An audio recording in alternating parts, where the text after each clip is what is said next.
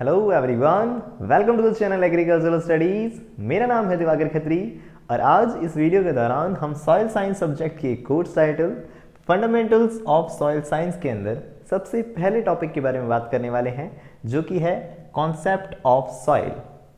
यानी कि इस वीडियो के दौरान हम जानने वाले हैं कि सॉइल क्या होती है, उसकी क्या मेन पर्टिकुलर डेफिनेशन होती है ना। यानी कि सबसे पहले हम बात करेंगे सॉइल की पर्टिकुलर डेफिनेशन के बारे में, जिसके रूप में आप समझेंगे अलग अलग चीज़ें जो कि सॉइल से ही जुड़ी हुई हैं, आपको पता होनी चाहिए। तो एक डेफिनेशन के रूप में उन्हें हम समझेंगे और उसके बाद हम दो अप्रोचेस के बारे में बात करेंगे। अप्रोच यानी एक तरह से दृष्टिकोण जिसे हम कह देते हैं, यानी कि पर्टिकुलर सॉइल साइंस को पढ़ने की क्या अलग अलग अप्रोचेस हो सकती हैं। तो हम देखेंगे दो मेन अप्रोच होती हैं, जिसे हम कहते हैं पीडोलॉजिकल अप्रोच और दूसरा हम कहते हैं इडेपोलॉजिकल अप्रोच, है ना। यानी कि ये पीडोलॉजिकल अप्रोच और एडेपोलॉजिकल अप्रोचेस क्या हैं, इनके बारे में हम बात करेंगे। और उसके बाद हम बात करेंगे मिनरल सॉइल्स और ऑर्गेनिक सॉइल के बारे में। ये भी अपने आप में एक इंपॉर्टेंट टॉपिक है जो कि सॉइल से काफ़ी जुड़ा हुआ है। तो मेरी कोशिश है कि इसे भी हम इसी वीडियो के दौरान हम कवर कर लें। एट दी एंड जब ये वीडियो खत्म हो रहा होगा तब इस टॉपिक से रिलेटेड कुछ क्वेश्चंस जो हैं वो मैं आपके सामने रिप्रेजेंट करूँगा। अगर आपको ये टॉपिक अच्छे से समझ आएगा तो मुझे लगता है कि आप उन क्वेश्चंस के जवाब ज़रूर दे पाएंगे। साथ ही उन क्वेश्चंस के अंदर आप कुछ ऐसे क्वेश्चंस देखेंगे जो कि इस टॉपिक से जुड़े हैं और काफ़ी इंपॉर्टेंट हैं कॉम्पिटिटिव एग्जाम के पर्पज़ से। तो उन क्वेश्चन से भी आप डील करिएगा। उनके आंसर जो हैं आप नीचे कमेंट सेक्शन में ज़रूर कमेंट कीजिएगा। जिस इंसान का सबसे पहले सबसे ज़्यादा करेक्ट आंसर होगा, मेरी कोशिश रहेगी कि उसका आंसर पिन कर दिया जाए, ताकि कोई दूसरा इंसान भी उसे अपने आंसर से कमेंट को कंपेयर करना चाहे तो उसे वो कर सकेगा, है ना।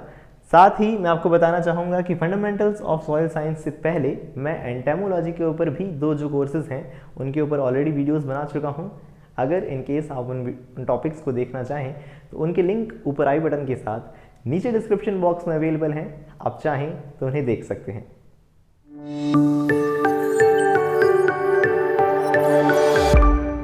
तो चलिए सबसे पहले वर्ड सॉइल के ऊपर फोकस करते हैं। ये जो सॉइल वर्ड है इसके बारे में क्या जानकारी है जो आपको पता होनी चाहिए। The term soil was derived from the Latin word solum. Soil word जो है एक लैटिन वर्ड से आया है। लैटिन वर्ड कौन सा, तो हम कह रहे हैं सोलम। ये जो सोलम वर्ड है इसका मतलब होता है फ्लोर या ग्राउंड। फ्लोर या ग्राउंड यानी ज़मीन अल्टीमेटली जैसे हम कह रहे हैं, तो उससे ही हमने एक वर्ड डिराइव किया है, सोलम से डिराइव किया है सॉइल को। ये बात तो आप मेरे ख्याल से हो सकता है जानते भी हों। लेकिन अब इस चीज़ से अगर हम कहाँ पहुँचते हैं, ज़मीन से पहुँचते हैं अर्थ की तरफ। सॉइल जो है एक इम्पॉर्टेंट पॉइंट है जिसे आप याद रखें कि ये जो सॉइल है ये एक तरह का इंटरफेस बन चुकी है, या हम कह सकते हैं बीच की लेयर है। किस किस के बीच में, तो हम देख रहे हैं एटमॉस्फेयर और नीचे हम देख रहे हैं अर्थ क्रस्ट के। क्या बोला मैंने, मैं ये बोलना चाह रहा हूँ कि अगर आप अर्थ का कंपोजिशन जानते हैं, जिसके अंदर आप जानते हो कि अर्थ की जो हम देख रहे हैं अलग अलग लेयर्स हैं, तो उसके अंदर सबसे ऊपर की जो लेयर है उसे हम कह रहे हैं अर्थ क्रस्ट। उसके नीचे होती है मेंटल, उसके नीचे होता है कोर, है ना। वो बात अलग है, हम इस कोर को इनर कोर और आउटर कोर के अंदर भी डिवाइड कर देते हैं। लेकिन सबसे जो ऊपर की परत है जिसे हम कह रहे हैं अर्थ क्रस्ट, उस अर्थ क्रस्ट के ऊपर एक पतली सी लेयर है जिसे हम क्या कह रहे हैं, जिसे हम सॉइल कह रहे हैं। तो यहाँ एक क्वेश्चन बन सकता है कि सॉइल जो है वो किस किस के बीच का एक इंटरफेस है। तो एटमॉस्फेयर आप जानते हैं गैसियस एनवलप जो हमारे चारों तरफ है ना, गैसों का आवरण जो है हमारे चारों, वही हमारा एटमॉस्फेयर है। तो एटमॉस्फेयर और अर्थ क्रस्ट के बीच में जो चीज़ है उसे हम क्या कह रहे हैं, सॉइल कह रहे हैं। ठीक है, ये तो हमने बताया कि सॉइल कहाँ है ना। लेकिन एक पर्टिकुलर डेफिनेशन जो कि हमें ये बताए कि सॉइल है क्या, तो उसके बारे में अगर हम पढ़ें the mixture of minerals.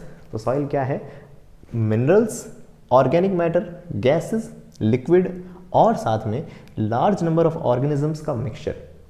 Soil क्या है, सॉइल के अंदर एक तरह का मिक्सचर है जिसके अंदर मिनरल्स भी हैं, ऑर्गेनिक मैटर भी है, गैसेस भी हैं, लिक्विड भी है और साथ में लार्ज नंबर ऑफ ऑर्गेनिजम्स भी हैं that together supports the plant life, जो कि सपोर्ट करते हैं कहीं ना कहीं प्लांट की लाइफ को, ताकि पौधा आराम से उग सके, है ना। अब ध्यान से देखें आप इस डेफिनेशन को, तो आप रियलाइज़ करेंगे कि ये जो डेफिनेशन है कहीं ना कहीं इसकी कंपोजिशन को बता रही है।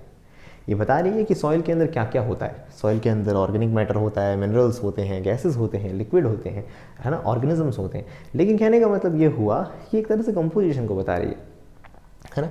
तो एक पर्टिकुलर और अच्छी डेफिनेशन जो कि इससे भी बेहतर हो, जो मैंने बोर्ड पे लिखी नहीं है, वो आप इस तरह से आपकी स्क्रीन के ऊपर आ जाएगी, जिसे आप नोट कर लें, जो कि इम्पॉर्टेंट है। वो क्या है, वो एक तरह से आप देखेंगे कि society of soil science of America 1990 में ये डेफिनेशन डेवलप की गई, जिसके अंदर बताया गया कि सॉइल जो है वो एक अनकंसोलिडेटेड मिनरल मटेरियल है। अनकंसोलिडेटेड मिनरल मटेरियल है। अनकंसोलिडेटेड क्या होता है? अनकंसोलिडेटेड का मतलब है एक तरह से लूज मटेरियल, ढीला मटेरियल, बिखरा हुआ मटेरियल, है ना। अनकंसोलिडेटेड मटेरियल है जो कि अर्थ की सरफेस के ऊपर पड़ा है। अर्थ की सरफेस यानी एक तरह से अर्थ क्रस्ट, मैंने आपको जो कहा, उसके ऊपर वो पड़ा है। और साथ में which has been subjected to और इन्फ्लुएंस्ड बाय, जो कि सब्जेक्ट हुआ है या इसके ऊपर इन्फ्लुएंस हुआ है, इस मटेरियल के ऊपर किसका इन्फ्लुएंस हुआ है? पेरेंटल फैक्टर्स का और साथ में एनवायरमेंटल फैक्टर्स का। पेरेंटल फैक्टर्स यानी एक तरह से किस पेरेंट मटेरियल से सॉइल बनी है, एक तो ये फैक्टर, और दूसरा एनवायरमेंटल फैक्टर यानी कि हम देख रहे हैं कि टेम्परेचर, मॉइस्चर, साथ में हम देख रहे हैं कि माइक्रो ऑर्गेनिजम्स, और साथ में हम देख रहे हैं टोपोग्राफी, क्लाइमेट। तो कुल मिला के कहने का मतलब ये हुआ, जो एनवायरमेंटल फैक्टर्स हैं और पेरेंटल फैक्टर्स हैं, वो लोग जब इस अनकंसोलिडेटेड मटेरियल के ऊपर, क्या कह सकते हैं कि एक पर्टिकुलर पेरेंट मटेरियल के ऊपर जब वर्क कर रहे हैं किसी लंबे पीरियड तक, ऐसा नहीं 5 साल 10 साल, बहुत long period, very long period of time के अंदर जब वर्क कर रहे हैं, तब उससे जो एक प्रोडक्ट के रूप में चीज़ बाहर आई, तो उस प्रोडक्ट को हमने क्या कह दिया? सॉइल कह दिया, है ना। तो कहने का मतलब ये हुआ कि सॉइल की एक तरह से इस तरह से डेफिनेशन हो सकती है ना। अब ये भी बताया जाता है कि ये जो प्रोडक्ट के रूप में हमारे सामने सॉइल बाहर आई, वो सॉइल जो है वो अपने पेरेंट मटेरियल से बायोलॉजिकली, फिजिकली, केमिकली, मॉर्फोलॉजिकली, यानी अलग अलग रूपों में के अंदर अलग ही हो चुकी है। तो पेरेंट मटेरियल तो कुछ और ही था, लेकिन उससे जो सॉइल बन गई वो काफ़ी अलग कहीं ना कहीं अपने कैरेक्टर्स रखने लगी। तो कहने का मतलब ये हुआ, ये जो डेफिनेशन है वो हमें एक तरह की इसका फॉर्मेशन को बताती है कि कैसे बनी, क्या प्रोसीजर रहा सॉइल का, है ना। वो बात अलग है। अब ये जो SSA की हम देख रहे हैं डेफिनेशन है, इसमें भी हम कमियां निकाल चुके हैं। हम इस 1970 की डेफिनेशन को भी मॉडिफाई कर दिया गया है। जैसे कि इस डेफिनेशन में कहा गया है कि अर्थ की सरफेस पे जो है उसे सॉइल कहो। क्यों भाई, मार्स की सरफेस पे है, क्या उसे सॉइल नहीं कहेंगे? तो कहने का मतलब ये हुआ कि इसके अंदर भी अब मॉडिफिकेशन कर दिए गए हैं। उसका लिंक नीचे डिस्क्रिप्शन बॉक्स में मैं इस आर्टिकल का लिंक आपको दे रहा हूँ, ताकि आप इसे अपडेटेड रूप में पढ़ना चाहें तो और अच्छे से पढ़ सकते हैं।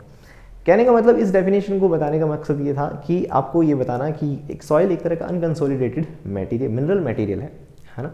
तो इस तरह से आपने जाना कि सॉइल की एक पर्टिकुलर डेफिनेशन हो सकती है, बड़ी वाली डेफिनेशन हो सकती है, जो आप एग्जाम में लिख सकते हैं, है ना। आई होप आपको ये चीज़ समझ आई होगी। अगर नहीं आई हो तो प्लीज़ वीडियो को रिवाइंड कीजिएगा कम से कम 1 मिनट तक, तब आपको वीडियो मेरे ख्याल से आपको ये डेफिनेशन फिर से समझ आएगी। अब हम देखते हैं, it's a 3 dimensional natural body. याद रखें इस चीज़ को, सॉइल को 3 डायमेंशनल कंसिडर किया जाता है।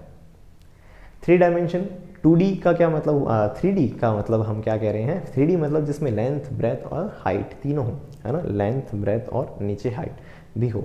आप भी जानते हैं सॉइल की अलग अलग लेयर्स होती हैं, प्रोफाइल होता है सॉइल का ना, तो डेप्थ भी होती है उसकी। तो कहने का मतलब इसलिए हम कह रहे हैं एक तरह की 3 डायमेंशनल नेचुरल बॉडी है। नेचुरल क्यों? क्योंकि मैंने कहा आपको कि ये एनवायरमेंटल फैक्टर्स वगैरह ही मिलकर नेचुरली इसको बनाते हैं, है ना। इंसान चाहे तो सिंथेटिकली कोई सॉइल नहीं बना सकता। तो कहने का मतलब सॉइल्स जो है एक तरह की नेचुरल बॉडी है that exist as a part of pedosphere, जो दुनिया में कैसे एग्जिस्ट कर रही है, तो पीडोस्फीयर का हिस्से के रूप में। आप जानते होंगे कि अर्थ जो है लिथोस्फीयर, हेड्रोस्फीयर और एटमोस्फीयर से मिलकर बनी है ना। तो लिथोस्फीयर का ही एक तरह से हिस्सा मान सकते हैं आप। पीडोस्फीयर स्पेसिफिकली सॉइल का रूप में कहा जाता है, तो पीडोस्फीयर का ही एक पर्टिकुलर हिस्से के रूप में आप मान सकते हैं सॉइल को। And performs various function. अब ये जो सॉइल है बहुत सारे अलग अलग फंक्शन प्रोवाइड कराती है। आप भी जानते होंगे कि अभी जो सदगुरु हैं उन्होंने भी सॉइल के ऊपर एक बहुत बड़ा मूवमेंट जो शुरू किया था, जिसके अंदर उन्होंने सेव सॉइल के बारे में बात करी है। तो यानी सॉइल को बचाना इतना ज़रूरी है, तो उसके काफ़ी सारे फंक्शंस हैं, है ना। तो उसमें से कुछ मेन 4 फंक्शंस जो है मैंने यहाँ लिखे हैं, वो क्या हो सकते हैं? Interface between the earth crust and atmosphere, ये तो आपने जान ही लिया, अर्थ क्रस्ट और एटमोसफेयर के बीच का इंटरफेस है ये, जो कि एक तरह से रिसाइकलिंग कर रहा है। रिसाइकलिंग इसकी न्यूट्रिएंट्स जो हैं, जैसे कि नाइट्रोजन, फास्फोरस, वो सारे लोग कहीं ना कहीं सॉइल के थ्रू ही रिसाइकिल हो रहे हैं। और इवन ऑर्गेनिजम्स भी, यानी मैं और आप, है ना, एक दिन मिट्टी में मिल जाएंगे, है ना। तो कहने का मतलब ये हुआ कि सब कुछ जो है एक दिन मिट्टी में घूम के मिल जाएगा। तो सबकी रिसाइकलिंग कहीं ना कहीं देख रहे हैं हम सॉइल के रूप में ही होने वाली है। Medium for the plant growth, of course plant की ग्रोथ के लिए सबसे अच्छा मीडियम जो है कहीं ना कहीं सॉइल है, तो उसके अंदर प्लांट्स की ग्रोथ करवाई जाती है, और जो कि क्रॉप्स वगैरह हम ले ही रहे हैं, एग्रीकल्चर पर्पस के लिए इंपॉर्टेंट है। और हम देख रहे हैं habitat of very large organism, काफ़ी सारे ऑर्गेनिज्म का घर है मिट्टी, है ना। आप भी जानते होंगे लाखों अरबों संख्या के अंदर माइक्रो ऑर्गेनिजम्स जो है वो कहीं ना कहीं सॉइल के अंदर है। तो कहने का मतलब ये हुआ सॉइल के हैबिटेट के रूप में भी है, और नॉन एग्रीकल्चर यूज़ भी हैं सॉइल के।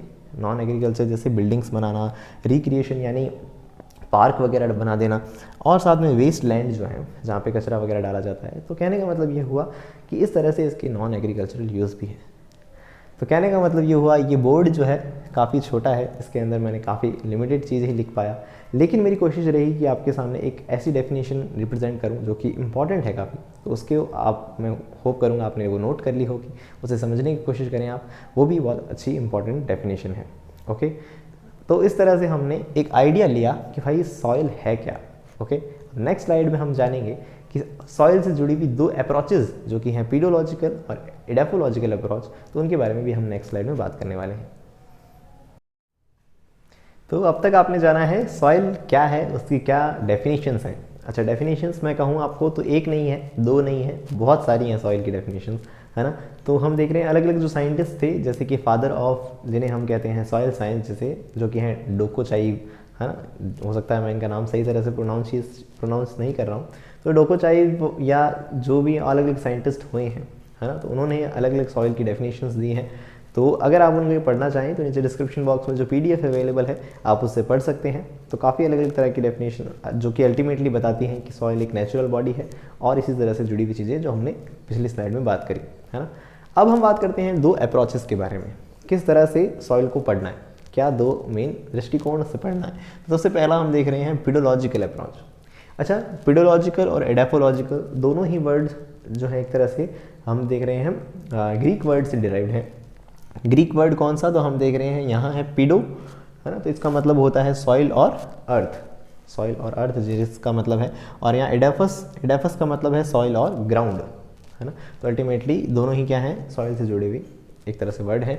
और लोगस का मतलब आप जानते ही होंगे, लोगस, है ना। तो पीडो लोगस, तो एक तरह से लोगस मतलब नॉलेज होता है। तो कहने का मतलब एक तरह से इस तरह से ही बने हैं वर्ड ग्रीक वर्ड से। पीडोलॉजिकल अप्रोच क्या कहती है, मेन मुद्दे पे आओ ना, तो वो क्या है, study of origin of soil, it's classification and it's description. ऐसी स्टडी जो सॉइल के कहीं ना कहीं ओरिजिन को बताती है कि सॉइल बनी कहाँ से है, ओरिजिन क्या था उसका क्लासिफिकेशन को बताती है कि क्या अलग अलग तरह की टाइप्स हैं, सॉइल को कैसे क्लासीफाई कर सकते हो, और साथ में उसकी डिस्क्रिप्शन को, यानी उसकी सॉइल मैपिंग, सर्वे वगैरह, जो अलग अलग तरह की प्रोसीजर है जिससे उसको डिस्क्राइब किया जाता है, ये सब चीज़ें जो हैं वो पीडोलॉजी के अंदर आती है।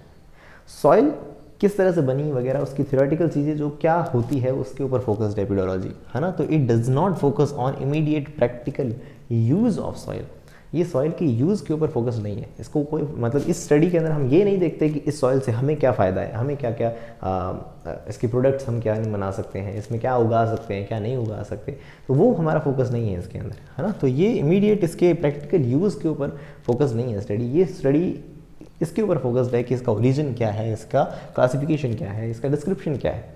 तो इसे हम अल्टीमेटली पीडोलॉजी भी कह सकते हैं, ठीक है। अब नेक्स्ट जो है एडाफोलॉजिकल अप्रोच जो है वो क्या कहती है, तो वो कहती है which covers the study of soil in a relation to growth, ground nutrition and yield of crop. यानी कि ये एक तरह से किसका दृष्टिकोण है, ये तो एक फार्मर का दृष्टिकोण है, फार्मर यानी किसान के रूप में, कि हम किस तरह से फसल का फ़ायदा अच्छे से बना सकते हैं, क्रॉप की ग्रोथ किस तरह से अच्छे से हो, ग्राउंड में क्या न्यूट्रिशन हो, किस तरह से हमारे को ईल्ड अच्छे से अच्छे मिले। तो इस तरह का जो हम देख रहे हैं पर्सपेक्टिव या एक तरह से जो अप्रोच ले रहे हैं उसे हम कह रहे हैं एडाफोलॉजिकल अप्रोच। तो ये जो पीडोलॉजिकल अप्रोच है वो कहीं ना कहीं इंजीनियर्स के रूप में या जो सॉइल साइंटिस्ट हैं जो पता लगा रहे, सॉइल की हिस्ट्री, बायोलॉजी सब कुछ पढ़ रहे हैं, तो वो एक तरह से उसमें पीडोलॉजिकल के अंदर है। जबकि फार्मर के रूप में अगर हम देखेंगे क्या है, ग्रोथ के ऊपर जो फोकस्ड है वो कौन सी स्टडी है, तो एडाफोलॉजिकल स्टडी है ना। तो और हम देख रहे हैं और प्लांट प्रोडक्शन, जो प्लांट प्रोडक्शन के ऊपर अल्टीमेटली फोकस्ड है।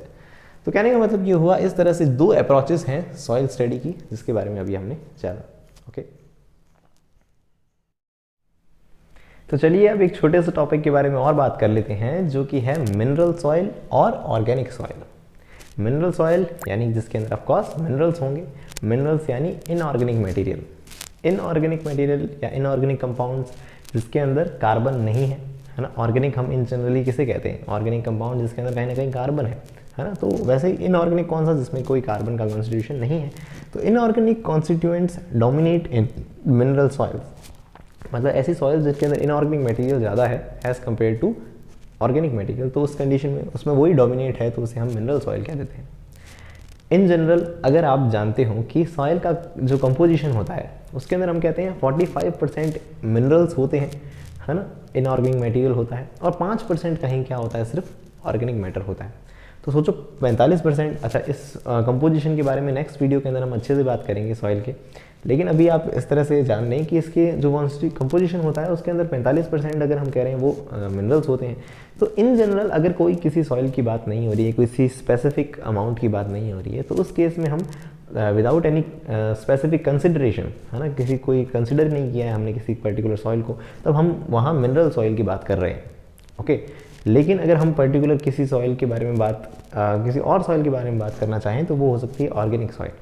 ऑर्गेनिक सॉइल जिसके अंदर ऑफकोर्स मिनरल्स से ज़्यादा, या हम कह सकते हैं कि मिनरल्स से ज़्यादा तो नहीं, लेकिन कहीं ना कहीं पर्टिकुलर अमाउंट से ज़्यादा क्या हो जाए, ऑर्गेनिक मैटर हो जाए।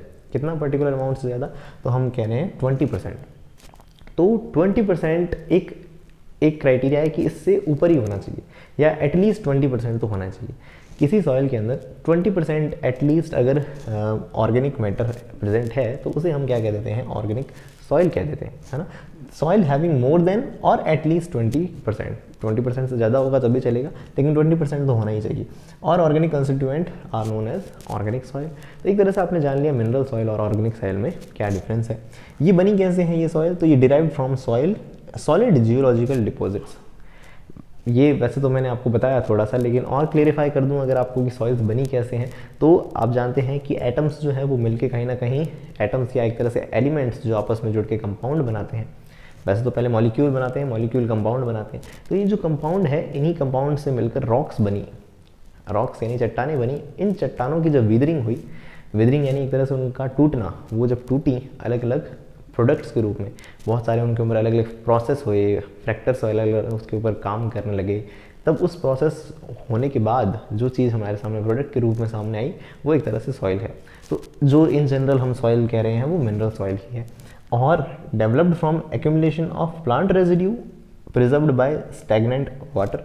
पानी अगर किसी पर्टिकुलर हम देख रहे हैं ऑर्गेनिक मैटर को होल्ड कर लेता है, उसके कॉन्स्टिट्यूएंट को होल्ड कर लेता है, तो उस कंडीशन के अंदर हम जो सॉइल कह देते हैं, जो बन रही है सॉइल, उसे हम ऑर्गेनिक सॉइल कहते हैं, है ना। किसी ऑर्गेनिज्म की हेल्प से जो बन रही है सॉइल, वो ऑर्गेनिक सॉइल है। तो कहने का मतलब ये हुआ। अब ये ऑर्गेनिक सॉइल को भी दो तरह से डिवाइड कर दिया गया है। पहली है मक सॉइल और दूसरी है पीट सॉइल। ये भी इंपॉर्टेंट है, मक सॉइल और पीट सॉइल। मक सॉइल क्या है, एक तरह से जब 20 to 50% well decomposed organic matter होता है। ऑर्गेनिक मैटर ज़्यादा है, 20% से भी ज़्यादा, और हाँ 50% तक ज़्यादा है, वेल डिकम्पोज होना चाहिए। ये मटेरियल काफ़ी ज़्यादा वेल डिकम्पोज होता है, तो उस कंडीशन में उन सॉइल को हम मक सॉइल कह देते हैं। और वहीं अगर हम देखें पीट सॉइल, तो पीट सॉइल्स जो होती हैं उनके अंदर वैन मोर देन 50% यानी 50% से भी ज़्यादा ऑर्गेनिक मैटर अवेलेबल होता है किसी सॉइल में, तब उसे हम पीट सॉइल कह देते हैं, है ना। तो इज़ प्रेजेंट, और ये सूटेबल होती है पैडी के प्रोडक्शन के अंदर, है ना। तो कहने का मतलब ये हुआ, इस तरह से कुछ इंपॉर्टेंट चीज़ें हैं ऑर्गेनिक सॉइल के बारे में, मक सॉइल और पीट सॉइल के रूप में। और साथ में आपने जाना मिनरल सॉइल और ऑर्गेनिक सॉइल के अंदर क्या फ़र्क होता है। ओके, तो एट द एंड जैसा कि मैंने आपको कहा था, इस टॉपिक से रिलेटेड कुछ क्वेश्चंस हैं जो आपको बताने हैं, अगर आपको आंसर्स मालूम है तो। जैसे कि सबसे पहला क्वेश्चन है कि सॉइल और लैंड के अंदर क्या डिफरेंस है, ज़मीन और मिट्टी में क्या फ़र्क है। वैसे तो काफ़ी कॉमन क्वेश्चन है, लेकिन अगर आप इसका जवाब दे सकें तो नीचे डिस्क्रिप्शन बॉक्स में ज़रूर बताएं। साथ में आप ये भी बताएं कि सॉइल जो है वो किस किस के बीच का इंटरफेस है। एक तरह का फिल इन द ब्लैंक्स हो सकता है कि सॉइल जो है किन दो चीज़ों के बीच की अंदर देखी जाती है ना, इन दोनों के बीच किसके दो बीच का इंटरफेस है। साथ ही आप ये बताएं कि सॉइल का जो जेनेसिस है और साथ में क्लासिफिकेशन, इसकी जो साइंस है, सॉइल के जेनेसिस और हम देख रहे हैं क्लासिफिकेशन या डिस्क्रिप्शन की जो साइंस है, इस साइंस को हम क्या कहते हैं। और चौथा क्वेश्चन ये है कि आप ये भी बताएं कि फादर ऑफ पीडोलॉजी कौन है ना, पीडोलॉजी जो होती है उसके फादर कौन है। ठीक है, तो कहने का मतलब ये हुआ, मेरे ख्याल से ये जो 4 क्वेश्चंस हैं इस टॉपिक से रिलेटेड हैं जो इंपॉर्टेंट हैं। अगर आपको आंसर्स आते हों तो प्लीज़ डिस्क्रिप्शन बॉक्स में कमेंट करके, कमेंट सेक्शन में कमेंट करके ज़रूर बताएं। साथ ही मैं आपको बताना चाहूँगा इस वीडियो के अंदर जो कुछ भी मैंने आपको एक्सप्लेन किया है उसकी हमेशा की तरह एक PDF फॉर्म नीचे डिस्क्रिप्शन बॉक्स में अवेलेबल है, आप चाहें तो उसे डाउनलोड करके आराम से पढ़ सकते हैं। साथ ही मैं आपको बताना चाहूँगा कि अगर आप जनरल एग्रीकल्चर के नॉलेज और क्वेश्चन आंसर्स में इंटरेस्ट रखते हैं तो आप हमें इंस्टाग्राम या फेसबुक पर फॉलो कर सकते हैं। वहाँ रेगुलर पोस्ट के ज़रिए मैं कोशिश करता हूँ कि अलग अलग जो भी इंपॉर्टेंट एग्रीकल्चर से जुड़ी हुई फैक्ट्स हैं वो वहाँ पे पोस्ट करता रहूँ, आप उससे भी हमसे जुड़ सकते हैं।